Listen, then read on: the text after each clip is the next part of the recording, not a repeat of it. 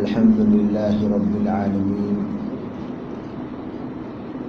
والصلاة والسلام علی محمد بن عبد اللہ الامین وعلی آلہ واصحابہ اجمعین، اما بعد۔ اعوذ باللہ من الشیطان الرجیم، بسم اللہ الرحمن الرحیم۔ الحمد للہ رب العالمین الرحمن الرحیم مالک یوم الدین، ایاک نعبد و ایاک نستعین، صدق اللہ العظیم۔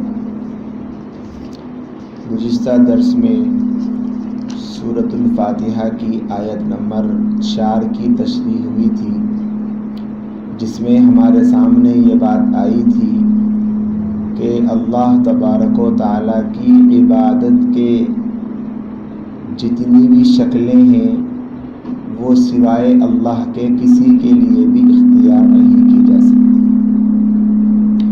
ایاک نعبد میں ایک اقرار ہے، وہ یہ ہے کہ ہم اللہ کے علاوہ کسی کی عبادت نہیں کریں گے اور اللہ کے علاوہ کسی سے بھی مدد نہیں طلب کریں گے۔ اس کا ایک پہلو ہمارے سامنے آیا تھا۔ خلاصے کے طور پر پہلے اس آیت کریمہ کے جو پہلو ہیں اس کو ہم جان لیں کہ اس آیت میں ایک پہلو تو اللہ تبارک و تعالیٰ کی حمد و ثنا کا ہے کہ ایاک نعبد، یعنی ہم آپ ہی کی عبادت کریں گے۔ عبادت سوائے اللہ کے کسی کے لیے نہیں کر سکتے۔ عبادت کی جتنی شکلیں ہو سکتی ہے ان تمام شکلوں کے لیے صرف اور صرف اللہ تبارک و تعالیٰ ہی حقدار ہے۔ اللہ کے علاوہ کسی کے لیے عبادت کرنا یا عبادت سے مشابہ کوئی کام کرنا، یہ بالکل اللہ کے ساتھ کسی کو عبادت میں شریک ٹھہرانا ہے اور اسی کو شرک کہتے ہیں۔ اس آیت میں ایک دوسرا پہلو دعا اور درخواست کا ہے کہ بندہ اپنے رب سے دعا کرے، درخواست کرے، مانگے، التجا کرے، گزارش کرے، ضرورت کو اللہ کے سامنے بیان کرے۔ اور تیسری حیثیت اس آیت کریمہ میں ایک یہ ہے کہ اللہ تبارک و تعالیٰ ہی کے لیے عبادت کرے اور حقیقی طور پر اللہ کے سوا کسی کو حاجت روا نہ سمجھے، مشکل کشا نہ سمجھے۔ اگر اللہ کے سوا کسی کے سامنے اسے مشکل کشا سمجھ کر، حاجت روا سمجھ کر دعا کریں گے تو یہ شرک کہلائے گا۔ اس میں کسی نبی یا کسی ولی کے وسیلے سے دعا کرنا شامل نہیں ہے، یہ شرک میں داخل نہیں ہوتا۔ تو یہ ہے اس آیت کریمہ میں پائے جانے والے جزیات، جس کا خلاصہ میں نے آپ کے سامنے بتایا ہے۔ یہ جو آیت کریمہ ہے ایاک نعبد و ایاک نستعین، اس آیت کے سلسلے میں بعض سلف صالحین نے یہ فرمایا ہے کہ پورے قرآن کا خلاصہ سورۃ الفاتحہ ہے، یعنی پورے قرآن میں اللہ نے جو کچھ بیان کیا ہے، اگر آپ اس پورے قرآن کے خلاصے کو سمجھنا چاہتے ہیں کہ اس میں کیا ہے، تو بس ایاک نعبد و ایاک نستعین جس سورت میں ہے سورہ فاتحہ، اس پوری سورت کو پڑھ لیں گے تو سمجھ میں آ جائے گا کہ اس پورے قرآن میں کیا مضامین ہیں۔ اس کی تھوڑی سی وضاحت پچھلی مجلسوں میں بھی ہمارے سامنے آ چکی ہے کہ سورہ فاتحہ کی ایک ایک آیت کو ہم پڑھتے جائیں، اس کے مطلب کو سمجھتے جائیں تو ہمارے سامنے یہ حقیقت کھلے گی کہ پورے قرآن میں اللہ نے وہ سب کچھ بیان کیا ہے جو سورہ فاتحہ میں موجود ہے۔ پھر فرمایا کہ جیسے سورہ فاتحہ پورے قرآن کا خلاصہ ہے، اس سورہ فاتحہ میں پائے جانے والی آیت کریمہ ایاک نعبد و ایاک نستعین اس پوری سورت کا خلاصہ، یعنی پورے قرآن میں جو ہے اس کا خلاصہ سورہ فاتحہ میں ہے، اور سورہ فاتحہ میں جو کچھ ہے اس کا خلاصہ ایاک نعبد و ایاک نستعین۔ تو اس اعتبار سے یہ آیت کریمہ اتنی زیادہ اہمیت کی حامل ہے کہ ہم اس کا اندازہ بھی نہیں لگا سکتے۔ چنانچہ پروردگار عالم نے اس آیت کریمہ میں ایسی کیا خاص بات بیان فرمائی جو یہ آیت کریمہ پورے قرآن کے خلاصے سورہ فاتحہ کا بھی خلاصہ ہے؟ تو اس آیت کے پہلے جملے میں اللہ تبارک و تعالیٰ سے عبادت کا ایک اٹوٹ رشتہ اور شرک سے بیزارگی کا اعلان ہے۔ وہ ایاک نعبد کا مطلب اس کا یہ نہیں ہے مطلب کہ ہم آپ کی عبادت کرتے ہیں، بلکہ اس کا مطلب یہ ہے کہ ہم آپ ہی کی عبادت کرتے ہیں۔ تو اس میں شرک سے بیزارگی کا اعلان ہے۔ اور دوسرا ایاک نستعین میں اپنی قوت، اپنی طاقت، اپنی ہمت، اپنی محنت، اپنی کوشش، اپنی تمام تر صلاحیتوں کا انکار ہے کہ ایاک نستعین یعنی ایک بندہ، عاجز بندہ اپنے خدا کے سامنے اس بات کا اقرار کرتا ہے کہ میں کچھ نہیں ہوں آپ کی مدد کے بغیر، جب تک آپ کی نصرت میرے ساتھ نہیں ہوگی میں کچھ نہیں ہوں، میری کوئی حیثیت نہیں، نہ میرے پاس کوئی طاقت ہے، نہ میرے پاس کوئی ہمت ہے، نہ میرے پاس کوئی پاور ہے، نہ میرے پاس کوئی صلاحیت ہے، جو کچھ ہے آپ کے پاس ہے۔ اس کا اقرار ہے۔ اس وجہ سے یہ آیت کریمہ پوری سورت کا خلاصہ ہے۔ اور یہ جو تعلیمات قرآن مجید میں پھیلی ہوئی ہے کہ اللہ تبارک و تعالیٰ نے فرمایا فَاعْبُدْهُ وَتَوَكَّلْ عَلَيْهِ، اللہ کی عبادت کرو اور اللہ ہی پر بھروسہ کرو، کہ اللہ سے ہی سب کچھ ہوتا ہے، اللہ کے علاوہ کسی سے بھی کچھ نہیں ہوتا۔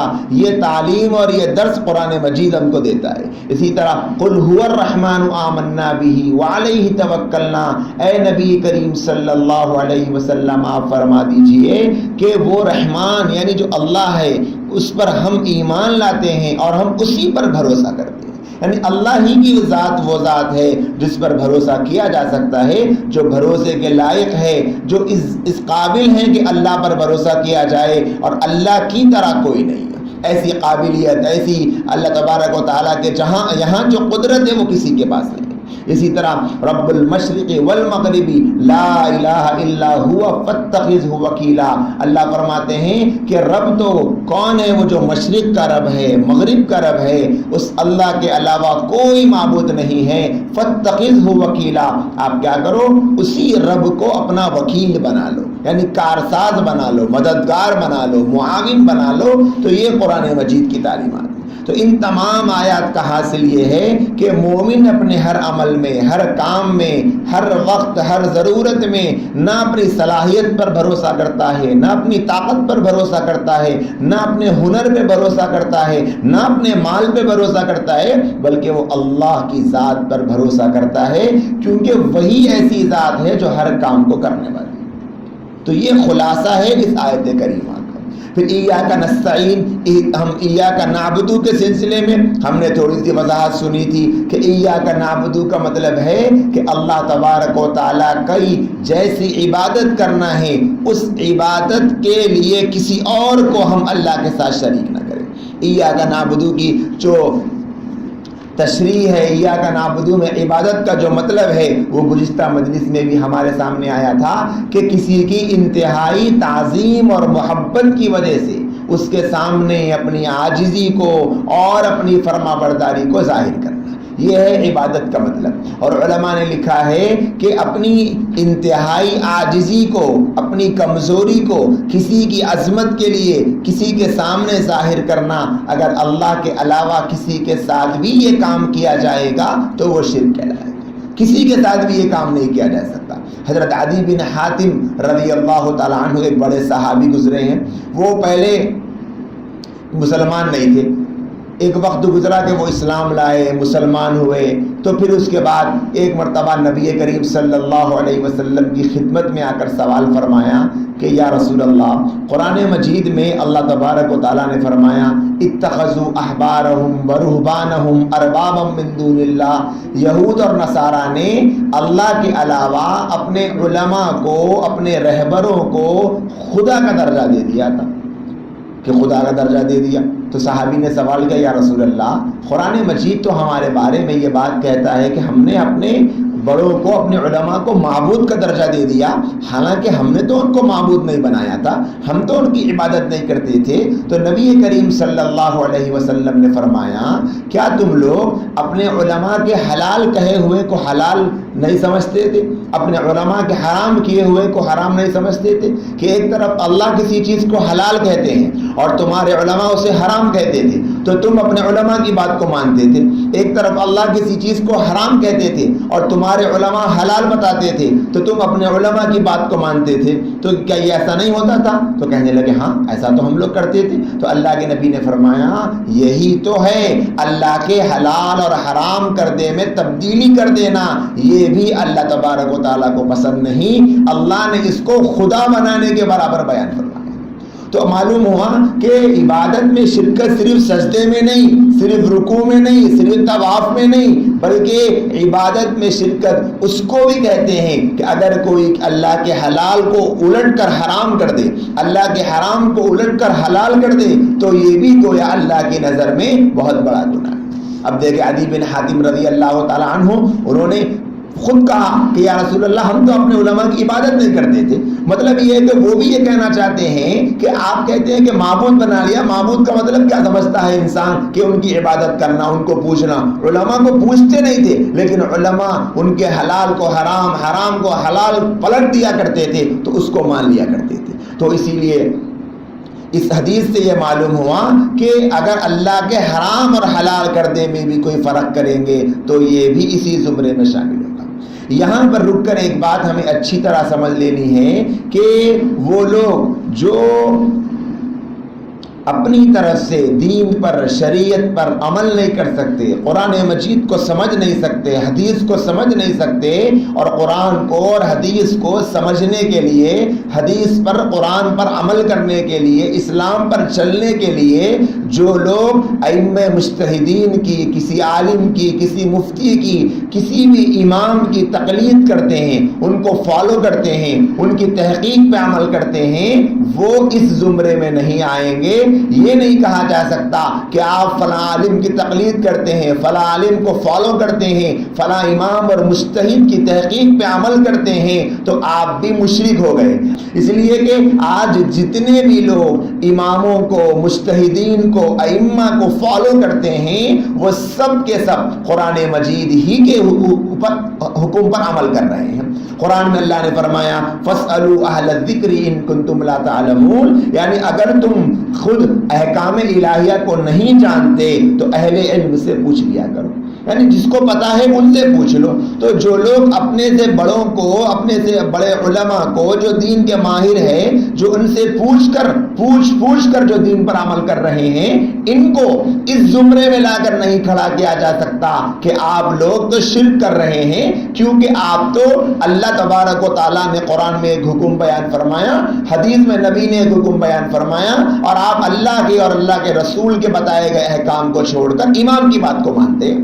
یہاں پر یہ نہیں کہا جا سکتا، اس لیے کہ جتنے امام، جتنے ائمہ آج مسائل ان کی کتابوں میں لکھے ہوئے ہیں وہ سب کے سب قرآن اور حدیث پر عمل کرنے کی ایک شکل ہے، قرآن اور حدیث کے خلاف نہیں کرتے۔ ایسی آیات سے، بعض اسی قسم کی احادیث سے جس میں اپنے علماء کو، اپنے آباء و اجداد کو فالو کرنے کے بارے میں ان کی برائی بیان کی گئی ہے یا پھر روکا گیا ہے، جیسے اس آیت میں کہا گیا کہ یہود اور نصارہ نے اپنے علماء کو معبود کا درجہ دے دیا تھا۔ بعض لوگوں کو غلط فہمی ہو جاتی ہے کہ دیکھو اپنے علماء کو اتنا درجہ دے دینا کہ اللہ اور اللہ کے رسول کے خلاف مقابل میں ان کو ماننا یہ شرک ہو جاتا ہے، بالکل شرک ہو جاتا ہے۔ لیکن جو شکل یہود و نصارہ میں پائی گئی تھی وہ شکل امت مسلمہ میں نہیں پائی جاتی۔ ہم جو فالو کرتے ہیں پوری امت مسلمہ آج جو ایک بہت بڑا امت کا طبقہ ہے جو ائمہ مجتہدین کو فالو کرتا ہے، اس کا مقصد یہ ہے کہ وہ ان کو اپنے سے دین کے سمجھنے میں، دین کے پڑھنے میں، منشأ قرآن کو، منشأ حدیث کو، منشأ نبوی کو اپنی فہم کے مقابلے میں ان کی فہم پہ بھروسہ کرتے ہیں۔ بس اتنا ہی مطلب ہے۔ یہ مطلب نہیں کہ نبی کے مقابلے میں نعوذ باللہ کسی امام کو ہم بڑا مانتے ہیں، نبی کے مقابلے میں کسی امام کو بڑا درجہ دیتے ہیں، یا پھر نبی سے بڑھ کے کسی کو درجہ دیتے ہیں، نعوذ باللہ، یہ مطلب ہرگز نہیں ہوتا۔ یہ مطلب اگر کوئی لے گا، یا پھر کوئی کسی بھی درجے میں کسی بھی لمحے بھر کے لیے اگر کسی امام کو، کسی عالم کو، کسی مجتہد کو نعوذ باللہ نبی سے بہتر سمجھے گا، بلکہ نبی کے برابر بھی سمجھے گا، تو پھر اس کے ایمان کے لاڑے پڑ جائیں گے۔ یہ تو سب مانتے ہیں۔ تو جو لوگ آج مانتے ہیں، ائمہ کو فالو کرتے ہیں، جن کی تقلید کرتے ہیں، اس کا مطلب یہ ہے کہ وہ ان کی تحقیق پر، ان کے بتائے گئے مسائل پر، ان کی ریسرچ پر، ان کی فہم پر اور ان کے اللہ سے تعلق پر اعتماد کرتے ہیں۔ اس کے علاوہ اور کوئی مطلب نہیں۔ پھر اس میں یہ بات بھی ہے کہ جو اپنے دین پر چلنے پر کے لیے ائمہ کو فالو کرتے ہیں، وہ ہر چیز میں فالو نہیں کرتے، بلکہ قرآن مجید کے وہ احکام، وہ مسائل جو بالکل صاف ہے، جن کی تشریح کی ضرورت زیادہ نہیں پڑتی، جن کے مطلب کو بیان کرنے کے لیے کوئی تفصیل کی ضرورت نہیں پڑتی، جن کا مطلب صاف صاف ہوتا ہے، ان مسائل میں کسی بھی امام کی تقلید نہیں کرتے۔ جیسے الحمدللہ رب العالمین ہے کہ اللہ تبارک و تعالیٰ فرماتے ہیں کہ تمام تعریفیں اللہ تبارک و تعالیٰ کے لیے ہے جو سارے جہانوں کا پالنہار ہے۔ اب اس میں کسی امام کی تقلید کی کیا ضرورت ہے؟ اس میں کون سا ایسا مسئلہ ہے جو سمجھنے کا ہے؟ بھئی اللہ تبارک و تعالیٰ کی ربوبیت کو بیان کیا جا رہا ہے، الرحمن الرحیم، اللہ کے رحمان اور رحیم ہونے کو بیان کیا جا رہا ہے، یہ تو تھوڑی بہت تشریح کے بعد بھی یہ مسئلہ بڑے آسانی سے سمجھا جا سکتا ہے۔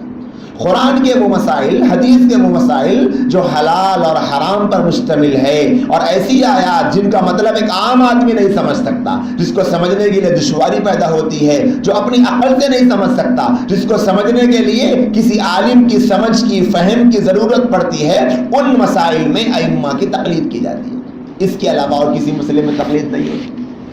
لوگ سمجھ رہے ہیں کہ بھئی ائمہ کا مطلب یہ ہے کہ بھئی یہ نبی کو چھوڑ کر، اللہ کو چھوڑ کر بس اماموں کو مانتے ہیں۔ جیسے امام اعظم ابو حنیفہ رحمۃ اللہ علیہ، لوگ کہتے ہیں کہ امام اعظم ابو حنیفہ، چار ائمہ مجتہدین ہیں، ایک ہے امام اعظم ابو حنیفہ، امام شافعی، امام مالک، امام احمد بن حنبل رحمہم اللہ تعالی علیہ مجمعین۔ یہ چار ائمہ ہیں جن کو پوری دنیا کے مسلمان ان کی تحقیق پر عمل کرتے ہیں۔ لوگ پوچھتے ہیں کہ بھائی چار ہی کیوں ہیں؟ چار سے بڑھ کے بھی تو ہو سکتے تھے۔ ہم کہیں گے ہاں چار سے کم بھی تو ہو سکتے تھے۔ جس زمانے میں ائمہ مجتہدین کا انتخاب کیا گیا تھا، اس وقت ایک نہیں، ایک سے زائد 20 امام تھے، بڑے بڑے ائمہ گزرے، جن کی تحقیق پر مکے میں، مدینے میں، کوفہ میں، بصرے میں لوگ عمل کیا کرتے تھے، جن کی تحقیقات کو لوگ مانا کرتے تھے، لوگ مسائل آ کر پوچھا کرتے تھے۔ لوگ کہتے ہیں کہ نبی کے زمانے میں تو امام نہیں تھے۔ ارے بھائی جب نبی تھے تو وہاں امام کی ضرورت کیا ہے؟ نبی کے بعد صحابہ تھے تو وہاں امام کی ضرورت کیا ہے؟ تابعین تھے، تبع تابعین تھے، وہاں امام کی ضرورت کیا ہے؟ اماموں کی ضرورت کیوں پیش آئی، یہ نہ جاننے کی فکر کی جا رہی ہے، نہ سمجھنے کی کوشش کی جا رہی ہے۔ بس امام کو فالو کرنے والوں کو کسی طرح ایمان کے دائرے سے نکال کر شرک کی دہلیز پر لا کر کھڑا کرنے کو تیار ہے۔ کچھ بھی کرو، کیا بھی کرو، کسی مسلمان کو مشرک قرار دے دو، بس یہ کوششیں کی جا رہی ہے۔ پر کس وجہ سے کسی امام کو امام مانا گیا وہ جاننے کی فکر ہی نہیں۔ لوگوں کو مسئلے کی ضرورت پڑتی، کوئی بصرہ چلے گئے، کوئی کوفہ چلے گئے، کوئی مکہ آ گئے، کوئی مدینہ آ گئے، مکے کے عالم سے کسی نے مسئلہ پوچھا، مدینے کے عالم سے کسی نے مسئلہ پوچھا۔ ہر آدمی اپنے اپنے علاقے کے عالم سے مسئلہ پوچھتا اور دین پر عمل کرتا۔ جسے سمجھ میں نہیں آتا، جس کو سمجھ میں آتا وہ عمل کر لیتا، جس کو سمجھ میں نہیں آتا وہ کسی عالم کی رہنمائی میں زندگی گزار رہا۔ اب یہ حالات ہو گئے کہ کبھی مکے کا کوئی عالم ایسا ہوتا جس کا مسئلہ مدینے کے کسی عالم سے تھوڑا بہت اختلاف ہو جاتا۔ اب یہاں پر بھی لوگ مسئلہ کھڑا کرتے ہیں کہ دیکھو بھائی اختلاف ہوتا کیسے، اختلاف ہونا ہی نہیں چاہیے۔ اختلاف اس لیے ہوتا جیسے کہ بعض قرآن کی آیات کو توڑ مروڑ کر پیش کیا جاتا ہے کہ دیکھو بھائی قرآن میں اللہ نے فرمایا کہ اگر یہ اللہ دو ہوتے تو تم اس دنیا میں اختلاف کو پاتے۔ دنیا کے نظام کے ایک چلنے کا مطلب یہ ہے کہ اللہ ایک ہے۔ تو اس طریقے کی باتیں لا کر بتلاتے ہیں کہ دیکھو اگر یہ ائمہ حق ہوتے تو ان کے اندر اختلاف نہ ہوتا۔ حالانکہ اچھی طرح سمجھ لینے کی ضرورت ہے، ان ائمہ کے درمیان جو اختلاف ہے وہ فروعی اختلاف ہے۔ فروع کا مطلب یہ ہوتا ہے کہ پارٹس ہے، جزئی اختلاف ہے، کہ بھئی ایک بہت بڑی چیز ہوتی ہے، اس میں چھوٹا بہت جو جس کو ہم مائنر کہہ سکتے ہیں، کہ چھوٹا بہت فروعی اختلاف ہے. اور یہ جو اختلاف ہے وہ حضرات صحابہ کے زمانے میں بھی رہا ہے، حضرات صحابہ کے زمانے میں بھی رہا ہے کہ کسی مسئلے کے بارے میں، کسی حدیث کے بارے میں کسی صحابی نے ایک مطلب سمجھا، دوسرے صحابی نے ایک اور مطلب سمجھا، دونوں مطلبوں کو نبی علیہ الصلوۃ والسلام نے ٹھیک قرار دیا. جیسے ایک حدیث بڑی مشہور ہے کہ اللہ کے نبی علیہ السلام نے فرمایا کہ صحابہ کرام نکل رہے تھے ایک مقام سے، آپ نے فرمایا کہ بنو قریظہ میں تم کو عصر کی نماز پڑھنا. بنو قریظہ کے علاقے میں، ایک علاقے کا نام ہے، وہاں پر سب کو عصر کی نماز پڑھنا ہے. اب حضرات صحابہ کرام رضوان اللہ تعالی علیہ مجمعین چلے. اب بنو قریظہ کا مقام آنے سے پہلے عصر کی نماز کا وقت ہو گیا. تو کچھ صحابہ نے سوچا چونکہ عصر کی نماز کا وقت ہو رہا ہے، اگر ہم اسی حال میں چلتے رہیں گے تو وہ علاقے کے پہنچنے تک عصر کا وقت ختم ہو جائے گا، لہذا ہم عصر کی نماز یہی پڑھ لیں گے.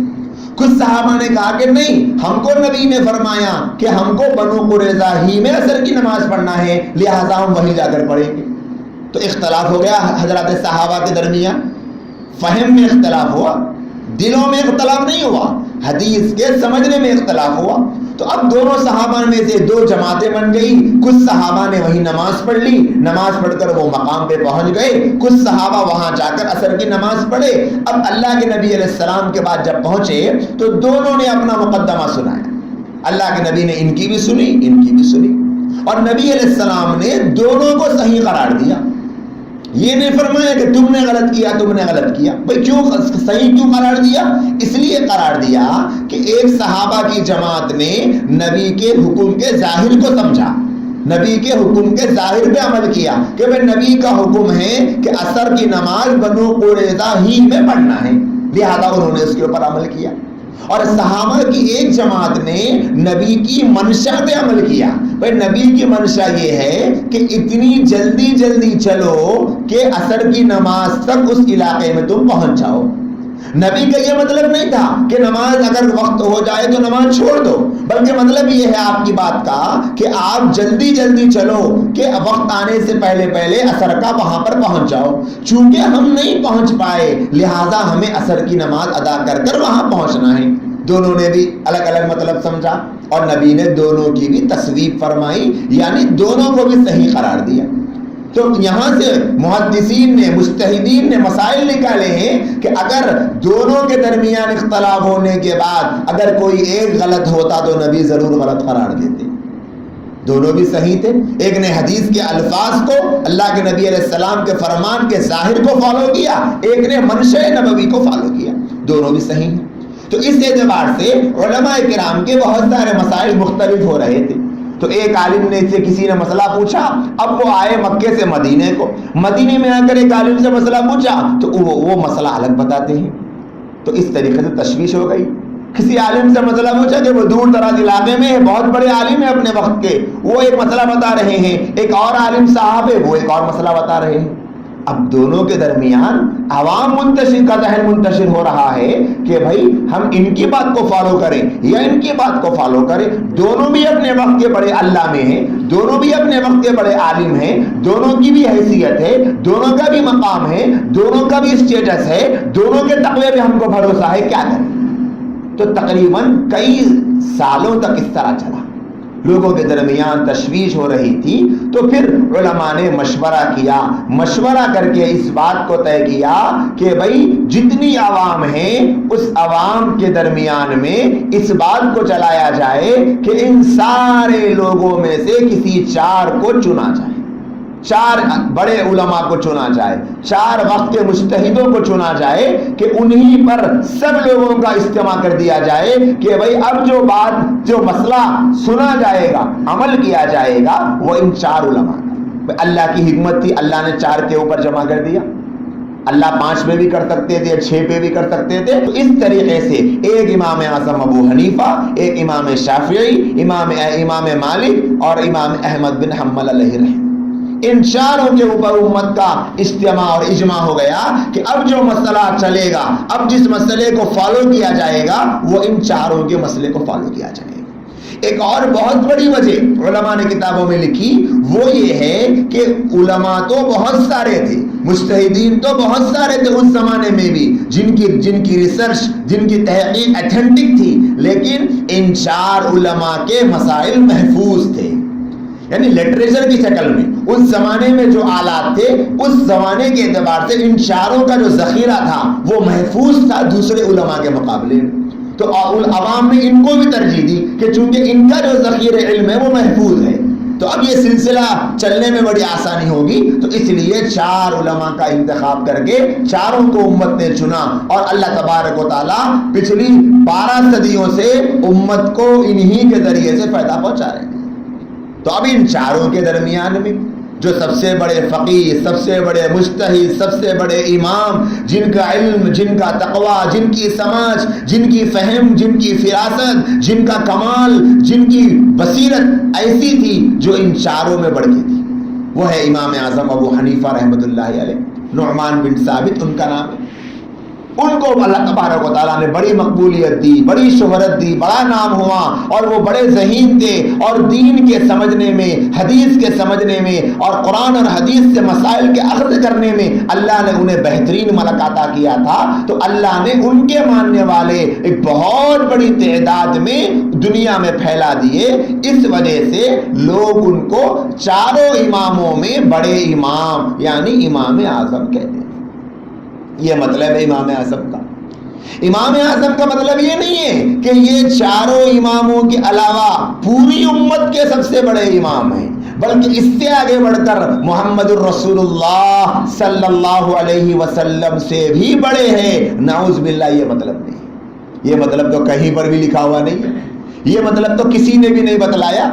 لیکن جو لوگ کسی امام کو فالو نہیں کرتے، اب وہ لوگ تقابل کرنا شروع کر چکے کہ دیکھو بھائی کہ پوری دنیا کے سب سے بڑے امام تو، پوری امت کے، پورے عالم کے سب سے بڑے امام تو محمد الرسول اللہ صلی اللہ علیہ وسلم ہیں، لیکن یہ لوگ امام اعظم کو بڑا امام کہتے ہیں، یہ نعوذ باللہ نبی علیہ السلام کی شان میں گستاخی کرتے ہیں۔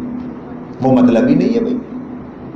اب اس کو فٹ کر کیا جا رہا ہے کہ ایک طرف امام اعظم محمد الرسول اللہ لکھ کر، دوسری طرف ابو حنیفہ امام اعظم لکھ کے ادھر طرف رائٹ ڈالا جا رہا، ادھر طرف رانگ ڈالا جا رہا کہ بھائی امام اعظم کون ہے اصل میں؟ وہ محمد صلی اللہ علیہ وسلم ہے، اور امام اعظم ابو حنیفہ وہ امام اعظم نہیں ہے۔ یہ مطلب ہی نہیں ہے۔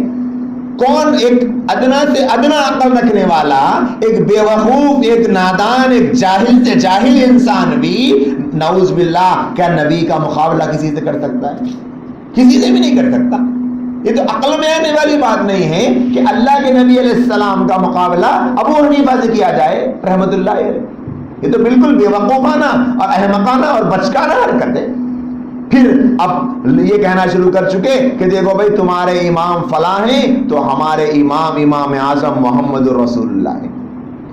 بھائی یہ امام اعظم اللہ کے نبی کے مقابلے میں نعوذ باللہ نہیں کہا جاتا، بلکہ ان 4 ائمہ میں یہ سب سے بڑے امام ہیں۔ تو ان 4 اماموں کو جو لوگ مانتے ہیں، اس کا مطلب صرف اور صرف یہ ہوتا ہے کہ ان کی تحقیق پر اعتماد ہے، ان کی تحقیق پر، ان کی ریسرچ پر، ان کی محنت پر، ان کی کوشش پر، ان کے ذخیرے علم پر اعتماد ہے امت کو، اس کے علاوہ اور کوئی مطلب نہیں۔ اب لوگ جو سمجھنا ہے سمجھے کہ بھائی قرآن کے مقابلے میں امام کی بات کو مانیں گے، حدیث کے مقابلے میں امام کی بات کو مانیں گے، اور قرآن و حدیث کے مقابلے میں امام کو فالو کریں گے، تو یہ کہنا شروع کر چکے کہ قرآن کو، حدیث کو چھوڑ کر امام کو فالو کرتے ہیں، تو گویا نعوذ باللہ یہ امام کی عبادت کرتے ہیں، اللہ کے رسول کی عبادت نہیں کرتے۔ یہ مطلب نہیں ہے۔ یہ بالکل ایک غلط پروپیگنڈا ہے جو مسلمانوں کے درمیان ایک غلط سوچ کی وجہ سے پھیلایا جا رہا ہے۔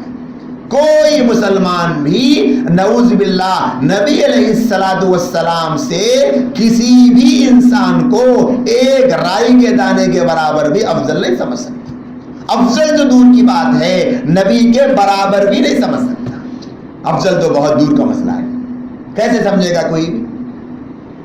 یہ حقیقت ہے، اس کی تقلید کی یہ حقیقت ہے، جو فالو کرتے ہیں ائمہ کو اس کی یہ حقیقت ہے کہ ان کی تحقیق پر عمل کیا جاتا ہے اور کچھ نہیں کیا جاتا۔ پچھلی 12 صدیوں سے ان کو فالو کیا جا رہا ہے، ان کے مسائل کو مانا جا رہا، ان کے مسائل کی، ان کے ریسرچ کی اہمیت اور ان کو فالو کرنا، یوں سمجھ لیجئے کہ گویا یہ کسی محکمے کا، کسی حکومت کا دارالقضاء ہے.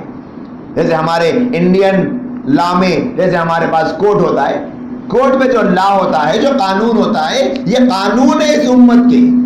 ان کی حیثیت اس طریقے سے ہے کہ عدالتوں میں ان کے بیان کیے ہوئے مسئلے بیان کیے جاتے ہیں. یہ شریعت کے مسائل کو بیان کرنے والے ہیں. یہ حدیث کے مقابل میں مسئلہ نہیں بیان کرتے بلکہ حدیث کے صحیح مطلب کو بیان کرتے ہیں. یہ مطلب ہے اس کا.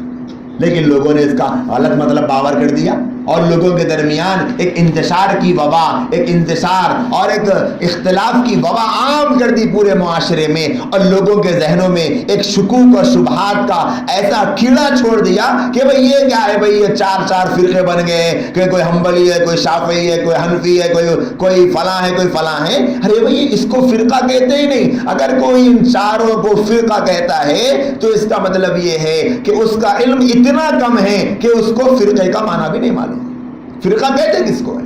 بھئی یہ چار راستے ہیں دین پر چلنے کے، یہ چار طریقے ہیں دین پر چلنے کے. یوں سمجھیے کہ جیسے ہماری انڈین گورنمنٹ میں اگر کسی علاقے میں چار بڑی عدالتیں ہوں اور وہاں پر چاروں کے پاس بھی انڈین لا ہو اور وہ چار بھی انڈین لا کو فالو کرتے ہوں کہ جو قوانین حکومت سے جاری ہوتے ہیں ان قوانین کو یہ چاروں عدالتیں فالو کرتی ہے، اگر کوئی ان چاروں عدالتوں کو مانے گا تو اس کا مطلب یہ ہوگا کہ بھئی یہ گورنمنٹ کے قانون کو فالو کرنے والا ہے. اور اگر کوئی یہ کہے کہ نہیں یہ چاروں قانون کیسے صحیح ہو سکتے، ارے بھئی چاروں قانون بھی حکومت کے بتائے ہوئے ہیں تو کیوں صحیح نہیں ہو سکتے؟ اللہ تبارک و تعالیٰ کے نبی کی حدیث کو جتنے بھی علماء نے سمجھا ہے، جو ائمہ مجتہدین نے بیان کیا ہے، وہ بالکل نبی کی منشا مطابق بیان کیا ہے. ہاں اس میں کچھ اختلاف ایسا ہے جیسے بعض فروعی اختلاف ہے. جو اختلاف صحابہ کے درمیان تھا وہی اختلاف ائمہ کے درمیان. ایسا نہیں ہوا کہ کسی مسئلے میں صحابہ میں اختلاف نہیں تھا اور بعد میں ائمہ میں اختلاف ہو گیا. اور یاد رکھیں جو اختلاف صحابہ کے درمیان اس زمانے میں رہا ہے وہ اختلاف قیامت تک ختم نہیں ہو سکتا. قیامت تک رہے گا وہ اختلاف. کیوں؟ کیونکہ دونوں طرف صحابہ ہیں، ادھر بھی صحابہ ہے ادھر بھی صحابہ ہے، دونوں طرف دلائل ہے، ادھر بھی دلائل ہے ادھر بھی دلائل ہے، اور دونوں اتھینٹک ہے، ادھر بھی اتھینٹک ہے ادھر بھی اتھینٹک ہے، دونوں صاحب تقویٰ ہے، ادھر بھی صاحب تقویٰ ہے ادھر بھی صاحب تقویٰ ہے. تو ان کے درمیان جو اختلاف ہے وہ قیامت تک ختم نہیں ہو سکتا. اگر کوئی اس کو ختم کرنے کی کوشش کرے گا تو وہ کوشش بیکار ہوگی. جیسے مثال کے طور پر نماز میں رفع یدین کا کرنا، ہاتھوں کا اٹھا کر نماز پڑھنا، اس کو رفع یدین کہتے ہیں. جیسے ہم تکبیر تحریمہ کے موقع پر ہاتھ اٹھاتے ہیں، اسی طرح رکوع میں جاتے وقت میں ہاتھ کا اٹھانا، رکوع سے اٹھنے کے بعد اٹھانا، یہ جو اس کو رفع یدین کہتے ہیں. رفع الیدین کا کرنا صحابہ سے ثابت ہے نماز میں، اور رفع الیدین کا نہ کرنا یہ بھی صحابہ سے ثابت ہے. اب اس اصول کو آپ ذہن میں رکھیں، جو اختلاف صحابہ کے درمیان تھا وہ اختلاف قیامت تک رہے گا، ختم نہیں ہو سکتا، کبھی ختم نہیں ہو سکتا. اگر کوئی اسے ختم کرنے کی کوشش کرے گا تو سوائے بے وقوفی اور احمقی کے اور کچھ نہیں. رفع یدین کرنے پر بھی دلائل موجود ہے، نہ کرنے پر بھی دلائل موجود ہے، دونوں طرف دلائل ہے. تو مجتہدین نے کیا کیا؟ ائمہ مجتہدین نے انہوں نے یہ کیا کہ کسی عالم کی تحقیق یہ ہوئی کہ رفع یدین نماز میں کرنا یہ سنت ہے، تو انہوں نے کیا کیا کہ رفع یدین کرنا چاہیے، یہ سنت ہے، سنت کے قریب ہے، افضل ہے. جیسے امام شافعی رحمۃ اللہ علیہ کے پاس رفع یدین کرنا سنت ہے تو انہوں نے اس کو افضل قرار دیا. امام اعظم ابو حنیفہ رحمۃ اللہ علیہ کی تحقیق یہ ہے کہ رفع یدین نہ کرنا افضل ہے. ایک مرتبہ نماز کے لیے جب ہم کھڑے ہوتے ہیں تو اللہ اکبر ایک مرتبہ کہہ دیں، پھر اس کے بعد میں رفع یدین نہ کریں. نماز کے درمیان یہ نہ کرنا افضل ہے. تو اب لوگ کہیں گے دیکھو بھائی امام شافعی الگ دین بتا رہے ہیں، امام ابو حنیفہ الگ دین بتلا رہے ہیں. نہیں، امام شافعی اپنی طرف سے دین نہیں بتا رہے ہیں، وہ تو ناقل ہے، وہ تو ناقل ہے. وہ دین کب بتاتے؟ اگر وہ دین بناتے تو ہم ان کو کہہ سکتے تھے کہ یہ غلطی کر رہے ہیں۔ وہ دین بنا نہیں رہے ہیں، وہ دین بتا رہے ہیں۔ امام اعظم ابو حنیفہ دین بنا نہیں رہے ہیں، وہ دین بتا رہے ہیں۔ بھئی کہاں سے بتلا رہے ہیں؟ نبی نے تو ایسا نہیں کیا۔ ارے میں نبی نے ہی ایسا کیا، ان کو کیسے پتا چلا؟ انہوں نے اپنے استاد سے صحابہ کے عمل سے، نبی کے عمل سے انہوں نے تحقیق کی، ریسرچ کی، تو ان کے سامنے تمام حدیثیں جمع ہیں۔ تو امام شافعی رحمۃ اللہ علیہ نے تمام حدیثوں کو سامنے رکھ کر یہ نتیجہ نکالا کہ رفع یدین کرنا افضل ہے۔ انہوں نے کہا کہ کرنا افضل ہے۔ امام ابو حنیفہ رحمۃ اللہ علیہ نے فرمایا کہ رفع یدین نہ کرنا افضل ہے۔ پھر یہ بھی سن لیں کہ نبی علیہ السلام کی حدیث سے یہ بھی ثابت ہے، اگر کوئی مجتہد یعنی کوئی ریسرچ کرنے والا، ریسرچ کرنے والا دین میں کوئی مجتہد اگر کوئی ریسرچ کرے، کوئی تحقیق کرے، کسی مسئلے کے بارے میں وہ کوشش کرے، اگر وہ اس مسئلے کی تحقیق میں صحیح راستے کو پالے تو اس کو 2 اجر ملیں گے، لہو اجران، اس کے لیے 2 اجر ہے۔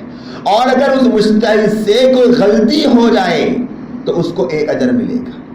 اجر سے خالی نہیں ہے، اگر وہ صحیح مسئلہ نکال لے تحقیق کر کے تو 2 اجر، اگر مسئلے کے نکالنے میں غلطی بھی کر لے 1 اجر۔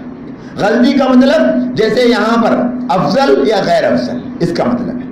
اب امام شافعی کے نزدیک رفع یدین کرنا افضل، امام اعظم ابو حنیفہ رحمۃ اللہ علیہ کے نزدیک رفع یدین نہ کرنا افضل۔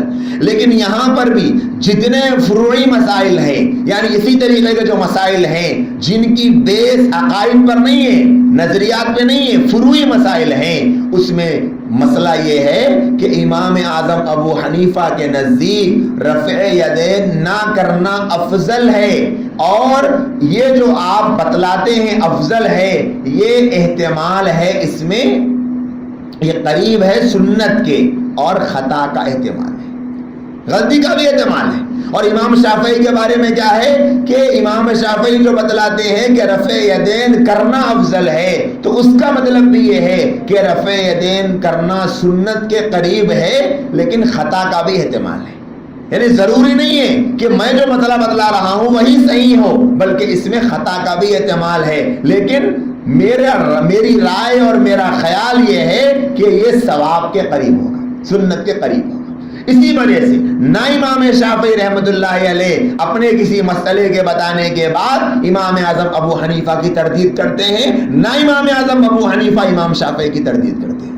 ایسا نہیں ہوتا کہ امام شافعی نے مسئلہ بتایا تو انہوں نے یہ کہا کہ میں جو مسئلہ بتا رہا ہوں اس کے خلاف کوئی بول ہی نہیں سکتا، نہیں، ان کے نزدیک یہ افضل، ان کے نزدیک یہ افضل، دونوں کے بعد دلائل کہاں سے؟ صحابہ کے پاس سے۔ اور یہ کیا کہتے ہیں امام شافعی رحمۃ اللہ علیہ کہ رفع یدین کرنا افضل ہے اور نہ کرنا یہ غیر افضل ہے۔ رفع یدین کرنا سنت کے قریب ہے، نہ کرنا سنت کے قریب نہیں ہے۔ امام صاحب فرماتے ہیں کہ رفع یدین نہ کرنا سنت کے قریب ہے اور افضل ہے، اور رفع یدین کرنے کا جو احادیث ہے وہ ایسی ہے جو سنت کے قریب نہیں۔ یہ ہے اختلاف، اس کو بہانہ بنا کر پوری امت نے بکھڑا بنا دیا گیا ہے، اور کچھ بھی نہیں ہے۔ پھر مسئلہ یہ ہے کہ اگر کوئی رفع یدین سے نماز پڑھ لے تو امام شافعی کے نزدیک نماز ہو گئی، اور اگر کوئی رفع یدین کے بغیر بھی پڑھ لے تب بھی نماز ہو گئی۔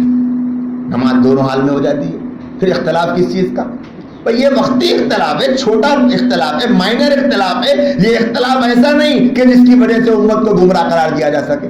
ہاں، اگر یہ کہا جاتا کہ رفع یدین نہیں کرنے والے کی نماز ہوگی ہی نہیں تو اس وقت میں اختلاف بڑا ہوتا، ایسا اختلاف نہیں۔ تو یہ اختلاف علماء میں، ائمہ میں جو ہے وہ صحابہ ہی کے پاس سے ہے۔ صحابہ کے پاس بھی دلائل میں اختلاف تھا تو اسی وجہ سے علماء کے پاس بھی اختلاف ہے، ورنہ اس کی کوئی حقیقت نہیں جو بتایا جا رہا ہے۔ تو اسی لیے میرے بھائیوں اور میری عزیز بہنوں، یہ جو ہم تقلید کرتے ہیں اس کا مطلب ہرگز بھی یہ نہیں کہ اللہ کے ساتھ کسی کو شریک ٹھہراتے ہیں، بلکہ قرآن اور حدیث کا جو نچوڑ ہے اس کو علماء بیان کرتے ہیں اور ہم لوگ اس کو فالو کرتے ہیں۔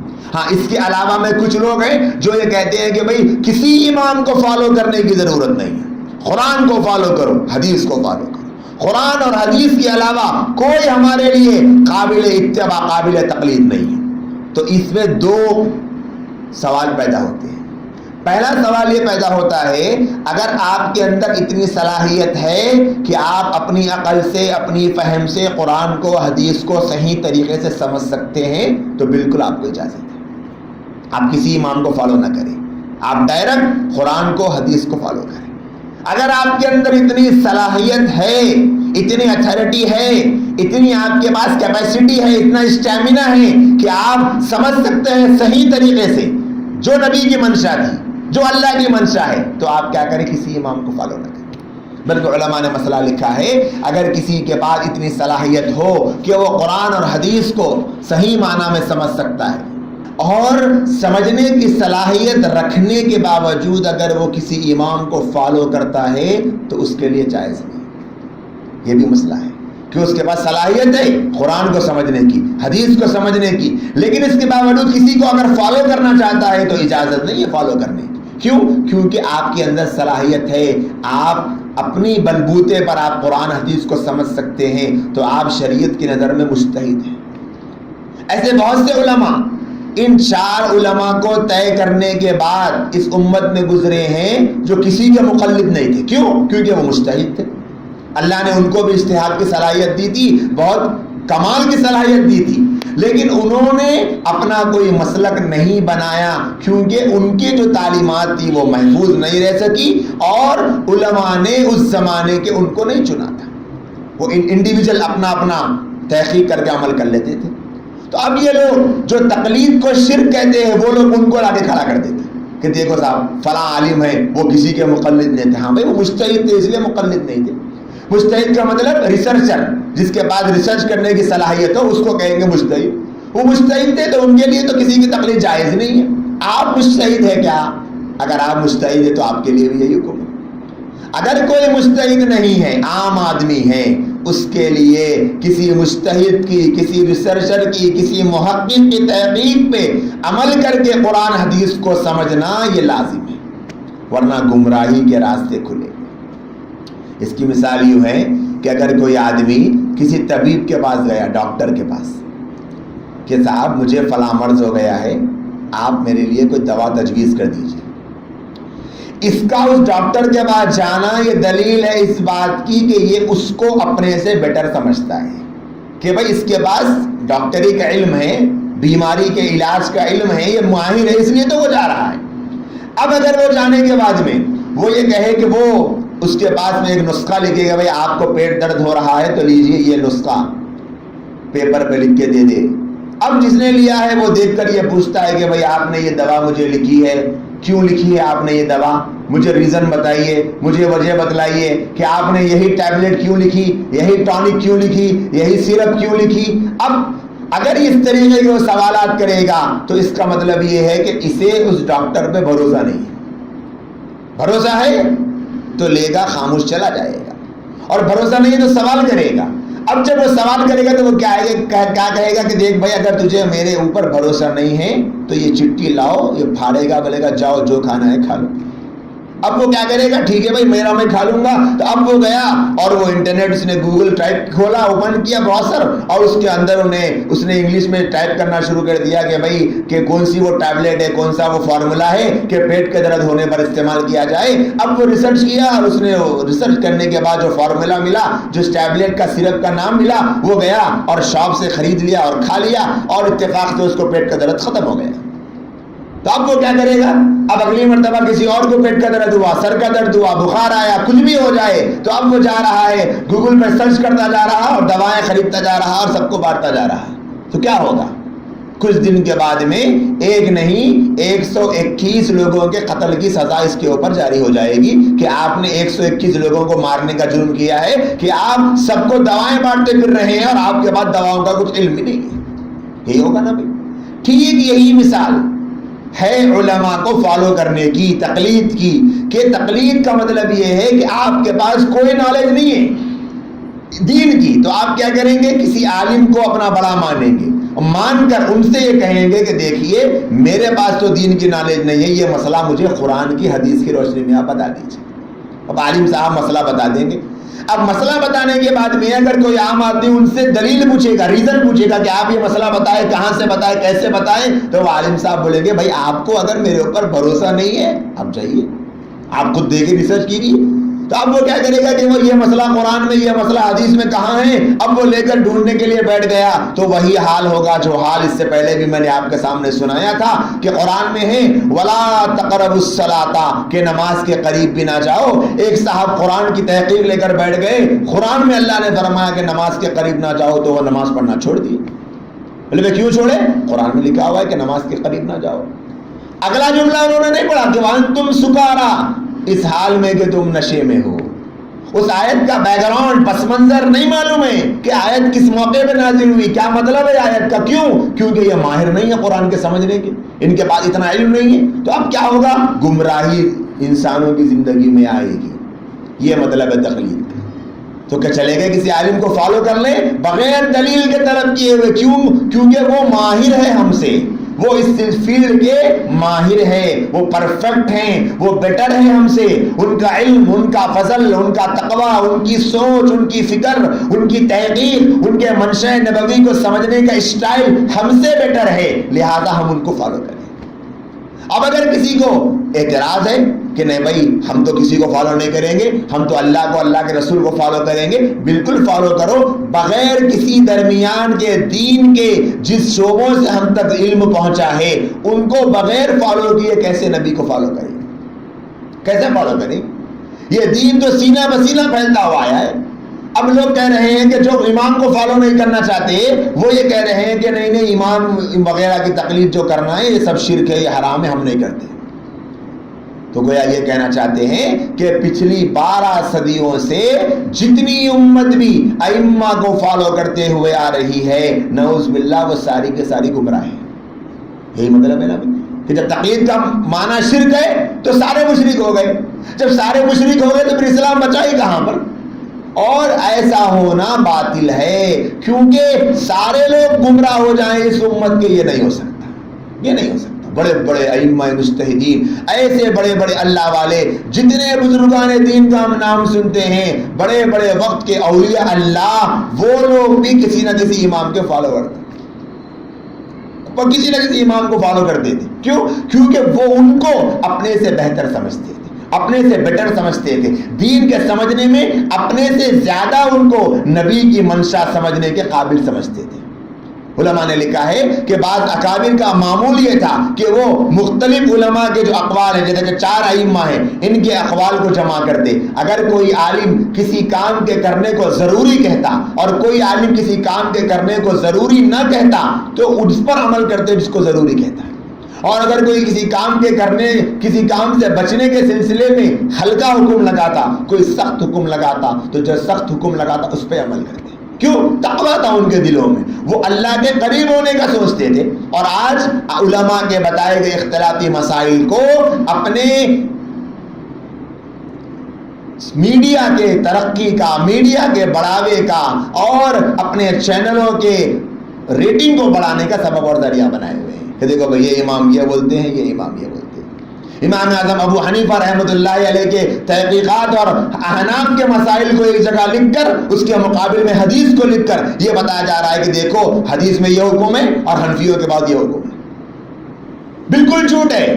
حدیث میں جو الفاظ ہیں، جو مطلب ہے، اس کا مطلب ہم کسی سڑک چھاپ سے نہیں پوچھیں گے، اس کا مطلب حدیث کے ماہر سے پوچھیں گے، ایرے غیرے سے تھوڑی پوچھیں گے۔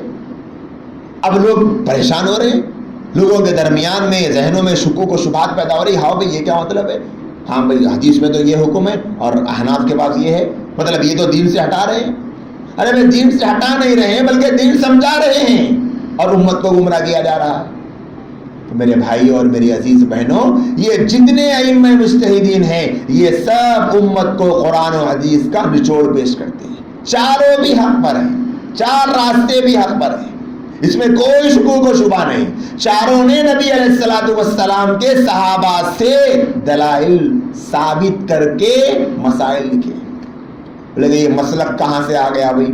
یہ مسلک نکال لیے، مسلک تھا نے نبی کے زمانے میں، بھائی مسلک نکالے نہیں ہے کہ ایک آدمی ایک چاہتا ہے کہ وہ کوئی یونیورسٹی قائم کرے. اب اس کے لیے وہ تعمیر کرتا ہے, بلڈنگ بناتا ہے, کلاسیں بناتا ہے, فلاں کرتا ہے. اب ایک وقت آتا ہے کہ اس کو لوگ اکیڈمی کا نام دیتے ہیں, یونیورسٹی کا نام دیتے ہیں, ایک بہت بڑی اس کی دنیا میں مانگ ہو جاتی ہے. تو اب لوگ کہیں گے بھائی یہ یونیورسٹی کہاں سے نکال لی؟ بھائی یونیورسٹی کو اس نے سوچ کر نہیں بنایا, ایک کام کیا تھا, بعد میں وہ مقام ہو گیا تو اس کا اسٹیٹس بن گیا تو ایک نام دے دیا گیا. تو علماء نے مسلک کہہ کر نہیں نکالا تھا. جب مسائل جمع کیے گئے تو یہ مسلک ہے حنفیوں کا, یہ مسلک ہے شافعی کا, یہ کہہ کر نہیں لکھا گیا. بھائی ایک جمع ہو گیا, ایک ذخیرہ جمع ہو گیا تو پہچان ہونا چاہیے, تو پہچان ہونے کے لیے مسلک کہا گیا.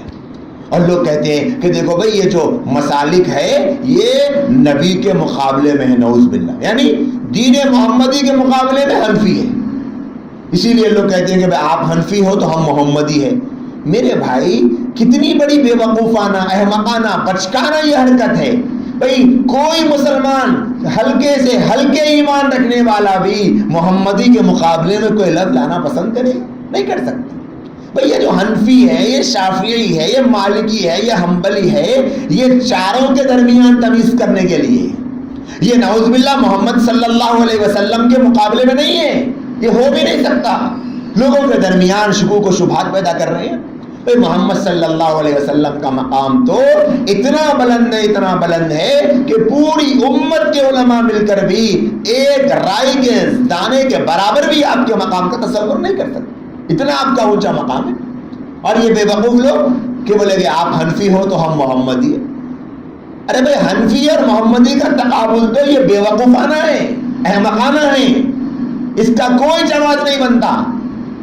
یہ حنفی جو لکھا جاتا ہے یہ پہچان کے لیے کہ بھئی حنفی کا مطلب یہ امام شافعی, امام مالک, امام احمد بن حنبل رحمہم اللہ تعالی کی جو تحقیقات ہے اس کے مقابلے میں امام اعظم ابو حنیفہ رحمۃ اللہ علیہ کی تحقیق پہ عمل کرتے ہیں, یہ مطلب. اور آپ کی تحقیق کیا ہے؟ وہ تحقیق جو نبی علیہ السلام کی حدیثوں میں ہے, وہی تحقیق آپ نے پیش کی. تو اس آیت کریمہ سے, اس ٹکڑے سے, اس حدیث سے یہ جو اس طرف ڈائریکٹ حملہ کیا جا رہا ہے کہ علماء کی تقلید کرنا بھی گویا شرک میں داخل ہے, یہ بالکل بھی غلط پروپیگنڈا ہے. تو اب دوسری شکل کیا بنے گی؟ پہلی شکل یہ بنے گی کہ آپ مجتہد بنیں, آپ تحقیق کر سکتے ہیں تو آپ تحقیق کریں, نہیں کر سکتے ہیں تو آپ کیا کریں؟ فالو کریں. اور اگر آپ کے اندر تحقیق کی صلاحیت نہیں ہے اور آپ کسی کو فالو بھی نہیں کرنا چاہ رہے ہیں تو ہوگا یہ کہ سوائے گمراہی کے اور کچھ ہاتھ نہیں آئے گا.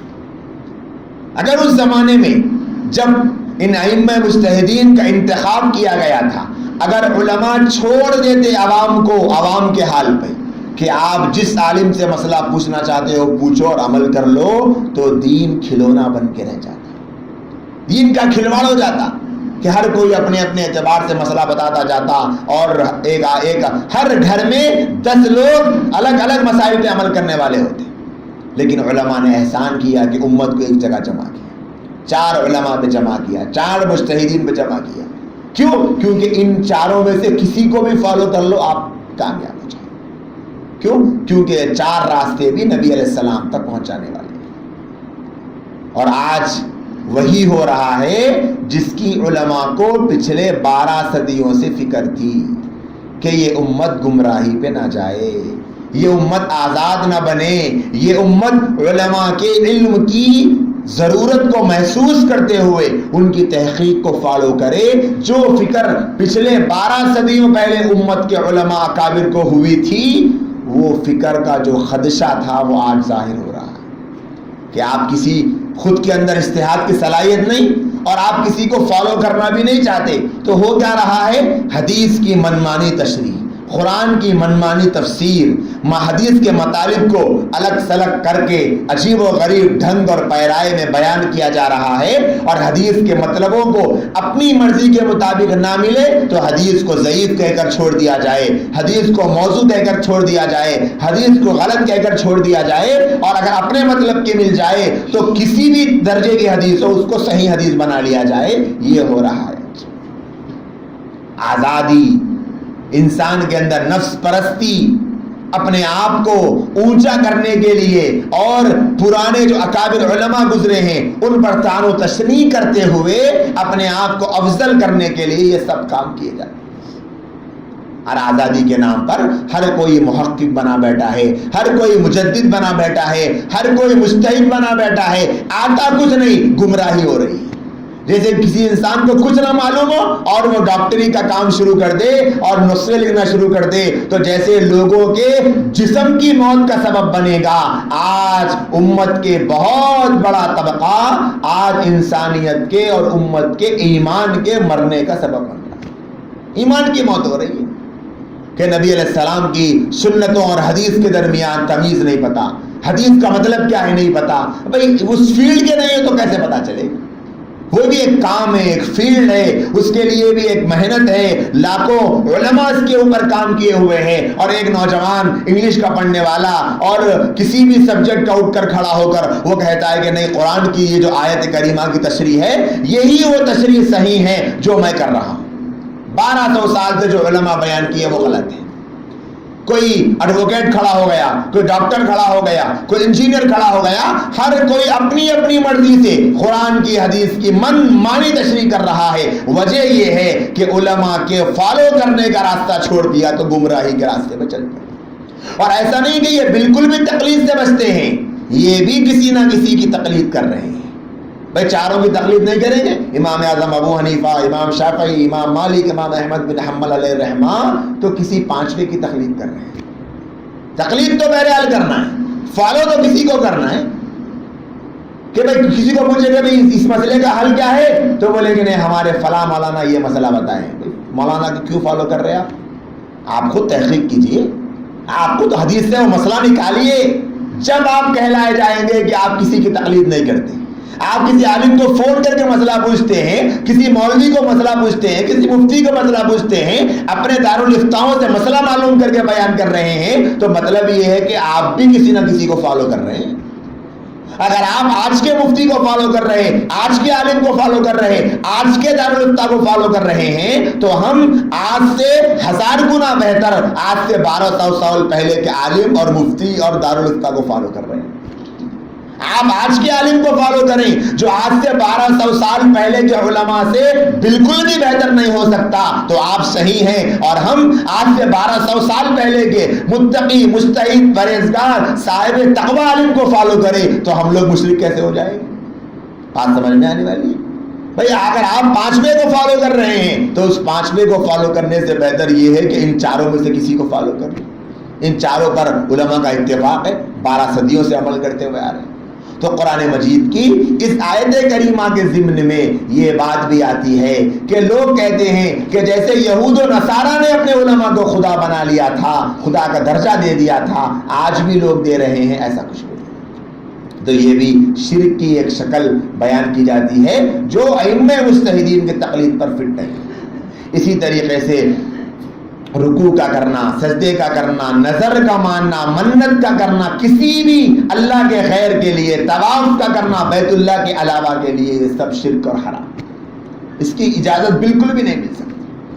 اسی طریقے سے جو چیزیں شرک کے مشابہ ہو، عبادت کے مشابہ ہو، وہ بھی نہیں کی جا سکتی۔ جیسے رکوع کرنا، کسی اور کے سامنے رکوع کرنا شرک ہے، اور مشابہ شرک، مشابہ عبادت وہ کیا ہے کہ کسی کے سامنے اتنا جھکنا جیسے رکوع میں جھکتے ہیں، یہ بھی منع ہے۔ بلکہ نبی علیہ السلام نے تو یہ فرمایا کہ اگر کوئی آدمی بیٹھا ہوا ہو، اس کے سامنے لوگ کھڑے ہوئے ہوں، صرف کھڑے ہوئے ہوں، یہ بھی منع ہے۔ کیوں؟ کیونکہ قیصر و کسریٰ کے درباروں میں یہ ہوا کرتا تھا کہ وہ بیٹھے ہوتے تھے، ان کے سامنے لوگ کھڑے ہوتے تھے تقدس میں۔ نبی نے فرمایا یہ بھی نہ کرو۔ اور اگر کوئی کسی کے سامنے ہاتھ باندھ کر کھڑا ہو، کوئی آدمی بیٹھا ہوا ہے اور اس کے سامنے کھڑے ہوئے ہاتھ باندھ کر، یہ تو عبادت کے بہت مشابہ ہے، یہ بھی منع ہے۔ حضرت عدی بن حاتم رضی اللہ تعالیٰ عنہ، جن کا بھی واقعہ ہم نے سنا ہے، وہ فرماتے ہیں کہ ایک مرتبہ میں نبی علیہ السلام کی خدمت میں حاضر ہوا مسلمان ہونے کے بعد، تو میرے گلے میں صلیب لٹکی ہوئی تھی۔ جو عیسائیوں کی نشانی ہوتی ہے وہ صلیب لٹکی ہوئی تھی، چونکہ پہلے عیسائی تھی۔ نبی صلی اللہ علیہ وسلم نے دیکھا تو آپ غصے میں آئے اور فرمائے اس بت کو اپنے گلے سے نکالو، اتنی سختی سے فرمایا۔ علماء نے لکھا ہے کہ عدی بن حاتم رضی اللہ تعالیٰ عنہ کے دل میں اس وقت اس صلیب کی رائے کے دانے کے برابر بھی عظمت نہیں تھی، لیکن چونکہ عیسائی پہنتے ہیں، ان سے مشابہ ہے، اس لیے نبی علیہ السلام نے اس سے بھی منع فرمایا۔ آج کتنے لوگ ہیں جو غیروں کی مشابہت میں ان کے صلیب لٹکائے رہے ہیں، اور کتنے لوگ ہیں جو اداکاری کے نام پر غیر مسلموں کی طرح جو لوگ وہ اپنی علامت کے طور پہ استعمال کرتے ہیں اس کو استعمال کر رہے ہیں، حالانکہ جو مشابہ شرک ہے، جو گناہ ہیں جس سے لوگ نہیں بچ رہے ہیں۔ تو میرے بھائی اور دوستو، یہ ایک مسئلہ ہے عبادت کا۔ عبادت میں شرک کسی بھی شکل میں گوارا نہیں، صرف اللہ کے لیے عبادت کرنا ہے، اور یہ اس آیت کا پیغام ہے، اس آیت کا یہ مقصد ہے۔ ایاک نعبد کا یہ مطلب ہے کہ عبادت ہم صرف اور صرف اللہ کی کریں گے۔ اور اس آیت کریمہ سے جو دوسرا مسئلہ ثابت ہوتا ہے وہ استعانت کا اور مدد کا اور دعا کا، کہ اللہ کے سوا کسی کے لیے استعانت، کسی سے دعا، کسی سے مدد طلب کرنا بھی انسان کے لیے جائز نہیں۔ اگر مدد طلب کرنا، اگر کسی سے دعا مانگنا، کسی سے ہیلپ لینا اگر جائز ہے تو وہ صرف اللہ کے لیے۔ تو پھر اس میں ایک سوال پیدا ہوتا ہے کہ بھائی ہم لوگ دنیا میں بھی لوگوں سے مدد طلب کرتے ہیں ضروریات زندگی گزارنے کے لیے، ایک دکاندار دوسرے دکاندار سے، گھر والا دوسرے گھر سے، چھوٹا بڑے سے، دوست سے، تو اس مدد کا مطلب کیا ہے؟ پھر ایسے ہی اور بھی طریقے کی مددیں ہوتی ہے، اسی طریقے سے کسی سے دعا کے لیے کہتے ہیں، کسی کے وسیلے سے دعا مانگتے ہیں، تو پھر یہ چیزیں بھی کیا اللہ تبارک و تعالیٰ کے علاوہ کسی سے دعا کرنا جو حرام ہے اس زمرے میں آئے گی؟ یہ اس کے باہر۔ اس کی کیا تفصیل ہے؟ بڑا تفصیلی مسئلہ ہے، انشاءاللہ آئندہ مجلس میں، آئندہ درس میں اللہ نے چاہا تو ہمارے سامنے آئے گا۔ اللہ ہم تمام کو توفیق عمل نصیب فرمائے۔ وآخر دعوانا ان الحمد للہ رب العالمین۔